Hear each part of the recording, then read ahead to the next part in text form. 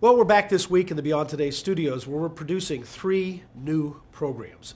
And one of the programs we're working on is about marriage. We hope it's actually going to be a series on why God created marriage and why Christians should work on and produce happy marriages the way God wants it.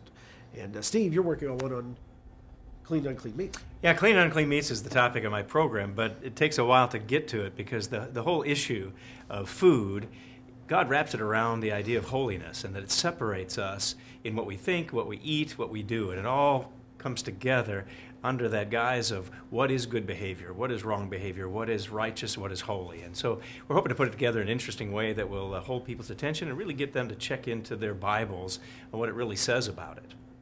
I've started a series 2 with my program this week called Living in Modern Babylon.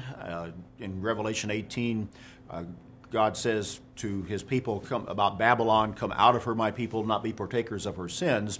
We've gone back to the book of Daniel and started with chapter 1 to show just exactly what that means, and through the life of Daniel, and looking at prophecy a little bit differently in the book of Daniel. We're going to do a series. We started with chapter 1 where Daniel and his friends refused to eat from the meat of the king's table. We'll move into chapter 2 and chapter 5, take certain stories out of the book of Daniel and show exactly how Daniel lived in Babylon of his day to draw lessons as to how you and I can live godly in modern Babylon today, in a sense, come out of her. So I think one of the interesting things about all 3 of the programs is they get down to a personal level, so that here Daniel, a real person that relates to us. We can relate to Daniel. My program the same way, that even what we eat and what we do relates to our personal life. Gary's, I think the interviews that he has on his program with married couples will really grab people's attention and see how those issues really tie into our own personal lives.